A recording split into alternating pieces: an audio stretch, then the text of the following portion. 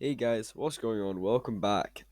Today I just thought I'd go over the new tanks coming in the War Thunder Leviathans update. Sorry it's taken so long for us to get out. I know I said it would be like a day or two and it's been like a week. I've just been a bit busy. Sorry about that. Um, just getting my info today off of the um, forum. Thanks to Stona WT for updating this. Um, yeah, it's cool to see update hopefully coming out this week. Again, it's taking its time. But yeah, I'm going to talk about the tanks coming to the tech tree first. Then I'll talk about the packs at the end. What ones I think you should get. And yeah, so starting us off, we've got USA. They're getting the Slam Ram, the new SBAA. We really need these SBAAs. The CAS is a really big problem at top tier right now. I know, well, for me anyway, KH-38s just keep on hitting me, and it's really annoying not being able to counter them in any way, really. Just constantly getting blown up by missiles or guided bombs, and yeah, just not being able to do anything about it. Really quite annoying. So hopefully, especially now that it's getting the AIM-120C7, this will counter that, at least somewhat. Also get to see the new multi-vehicle system, which is really cool. Where you're able to play, where I think you play mainly as the radar car, Humvee I think it is, and then you can place down the missile launchers with the AIM-120C7s and the AIM-9Xs. Really cool to see AIM-9Xs in the game. Never really thought that by now we'd already have them, but we do. But yeah, hopefully that helps with that. Then for Germany, we've got the Iris T SLM. Again, another SBA with a multi-vehicle system. It only has IR missiles, but it's really good to see the Iris T's in game. Hopefully this means they'll be coming to air kinda soon. It's got, again, I think you play as the radar and then place down the missile launchers. Don't really play Germany, haven't paid a whole lot of attention to it. I don't have access to it in the dev server or anything. But yeah, quite cool. Hopefully it'll help counter the CAS problem. I think they've got almost 10 kilometers worth of effective range. Probably more if they're flying straight towards you, but yeah, cool to see. For the USSR, we've got the T-72B3A, a new top tier tank, modernized T-72. I'm not quite sure how game changing it'll be. It's got the APS system, the arena one I think. But yeah, I mean, I feel like Russia don't really need these APS systems considering it's their CAS is a problem, but cool to see. Britain got the Badger IFV from South Africa. Very cool to see some South African jets and sorry, I don't know what I'm on about. South African tanks in the game. I'm kind of hoping that more South African air will come. See the Atlas Cheetah and stuff. But yeah, really cool to see. I think it's not going to be broken or anything. I think it'll just be another one of those light IV gameplays. Not sure what BR it's going to be at, but yeah, cool to see. China, I've got the CS SA5 SPAA. I think this is meant to be the worst of them. Correct me if I'm wrong. But it's fine. Help with the CAS problem. I don't really have much to say about it, to be honest. It's not got the multi-vehicle system, it's all in one. But yeah, I skipped Japan by accident, sorry. They're getting the Tan Sam Kai multi-vehicle. Again, so many multi-vehicle launchers, I don't really know what to say about them all. Yeah, I think this is still not the best compared to some of the others, but every country really needs one, so that in every game you'll at least have some competent AAs to hopefully shoot down the Su-34s and the Su-30s, but whether they'll be able to do it with the, was it KH-29 or the KH-38 that got buffed? Can't remember which one, but I'm not sure if they'll all be able to counter this. It's a bit annoying, but hey ho, what can you do? Italy are getting the Leopard 1A2, which is very good at kind of higher echelons of Italy. I'm sorry if you're an Italian main, but yeah, it's pretty mediocre. But this should hopefully help fill out and make it a little bit more enjoyable. Personally, I've not played the Leopard 1. I don't know how good it is. I've heard mixed opinions about it. From what I heard, I thought it was meant to be pretty good, but I think it just comes down to the player's gameplay. But yeah, Italy are getting a Leopard 1A2, so that's cool to see. Then France are getting the Leclerc MSC, which I believe is the prototype Leclerc.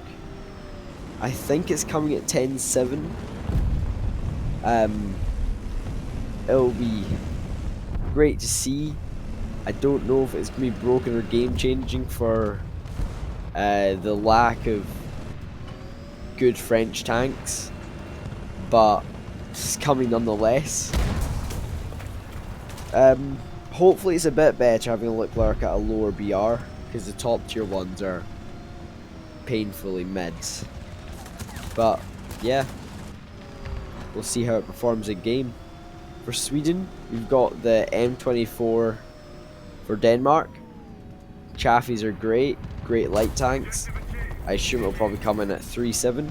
I think the Denmark one, the only difference is it doesn't get a 50 cal on top, which is kind of the pinnacle of American tanks. Best thing about them, but still a great light tank. 75 is pretty good at his BR, although definitely not that good when it comes to like fighting tigers and stuff. Luckily, unless you're thinking about bringing the Chaffee into 5.7, you won't be facing those tanks. But yeah, and then we're also getting the Elephant, I think it is, the ELD 98, which is another Iris-T launcher, I think. Doesn't pull as many Gs as the German one, unless it's the opposite. Sorry, I'm don't know a whole lot about these tanks, but yeah, it's all in one, so it's not multi-vehicle. Shoots down Cass. It's just with all these SBAs to talk about, and it's the same story for all of them, so I'm sorry about this, but yeah. For Israel, we're getting the Spider AIO, which is fun to see, and it's a bit different from all the others.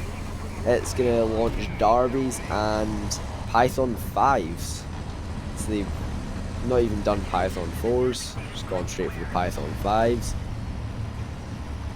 I heard they're meant to be pretty crazy missiles, and having the option of radar guided and IR guided missiles is always great. You can counter aircraft two different ways: longer range, closer range. You know, and obviously IR missiles don't give off a ping on RWR, so that will be great. Personally, I think the Slam Ram and the Spider will probably be the best ones because they've got IR and radar guided ones, but we'll see how they perform in game, because we just don't know yet. We've seen them on the dev server, but obviously those aren't polished off, they're not finished. So yeah, now I'll talk about some of the GE or pack tanks coming to the game.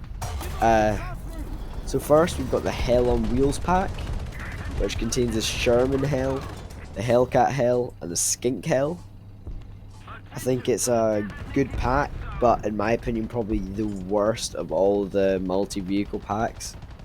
Because even though the Sherman Hell, it's fine, 5.7 Sherman, possibly not the best BR to have it at, but it's fine. The Hellcat, which is a great light tank, although not quite as great as when it was at 5.7. Those were the days, man. It could kill anything. And the Skink, which is a decent anti-air. The only problem is the Skink's at 5.3. Doesn't really matter what BR your anti-air's at. But the Sherman's at 5.7 and the Hellcat is at 6.0. Having those BR gaps kind of forces the Sherman to play against tanks that it shouldn't be playing against. It can play all the way up to 7.0, which isn't great for it. So that's the only problem. Being able to play up to 7.0, especially when these packs are designed for beginners, it's not great.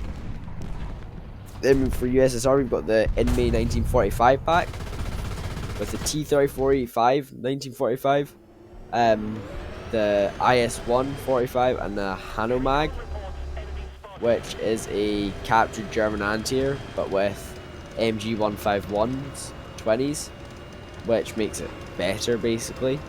I think Inmei 1945 pack is the best one.